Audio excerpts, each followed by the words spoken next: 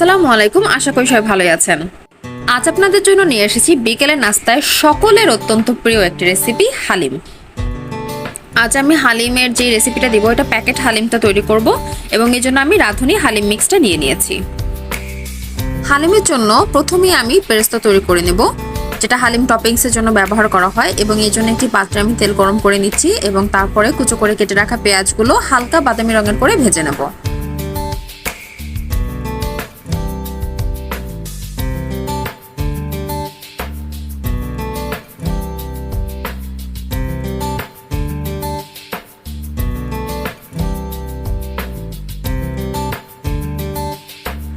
পেঁয়াজ বেরেস্তা হয়ে গেলে এখান থেকে আমি অর্ধেক পরিমাণ পেঁয়াজ বেরেস্তা হিসেবে ব্যবহারের জন্য উঠিয়ে রাখবো এবং বাকি অর্ধেকের ভেতরে আমি এবার মাংস বসিয়ে দেব, যেটা আমি হালিমের ভেতরে ব্যবহার করব। হালিমের জন্য আপনারা উইথ বোন অথবা উইদাউট বোন যে কোনো মাংস ব্যবহার করতে পারেন, তবে মাংসটা যদি একটু চর্বিযুক্ত হয় হালিমটা অনেক বেশি টেস্টি হয়।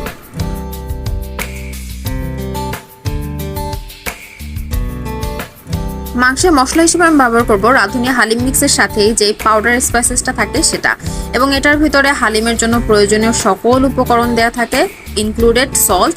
সো আমি মাংসে আলাদা কোনো সল্ট ব্যবহার করছি না, তবে কেউ যদি বেশি লবণ খেয়ে থাকেন বা লবণের টেস্টটা আলাদা হয়ে থাকে সে এক্সট্রা সল্ট অ্যাড করতে পারেন।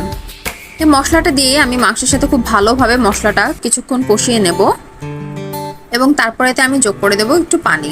পানির পরিমাণটা হতে হবে এতটুকু পরিমাণ যাতে করে মাংসটা পারফেক্টলি সিদ্ধ হতে পারে, এবং এরপরে একটি ঢাকনা দিয়ে ঢেকে দিয়ে আমি ততক্ষণ পর্যন্ত কুক করব যতক্ষণে মাংসটা না আমার সিদ্ধ হয়ে আসছে।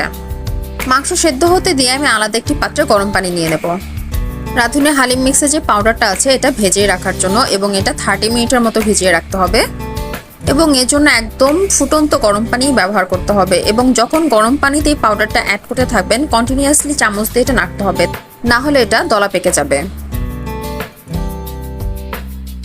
ভালো করে মিশিয়ে নেওয়ার পর একটি ঢাকনা দিয়ে ঢেকে এটি 30 মিনিটের জন্য রেখে দিতে হবে।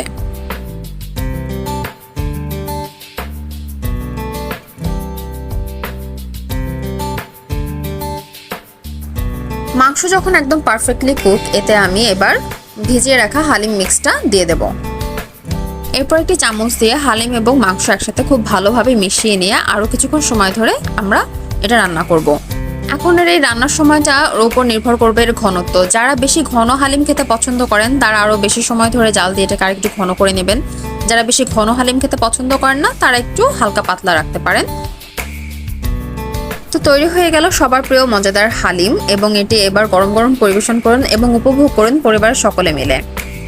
হালিম পরিবেশনের সময় একে আরও সুস্বাদু করার জন্য আপনি টপিংস হিসেবে ব্যবহার করতে পারেন লেবু রস, কুচো করে কাটা কাঁচা মরিচ, বেরেস্তা এবং চাইলে ধনিয়া পাতাটাও দিতে পারেন। আশা করছি রেসিপিটা আপনারা অবশ্যই বাসায় ট্রাই করবেন। এত কম সময়ে ঝটপট কিন্তু সুস্বাদু একটি মজাদার রেসিপি কে মিস করতে চায় বলুন?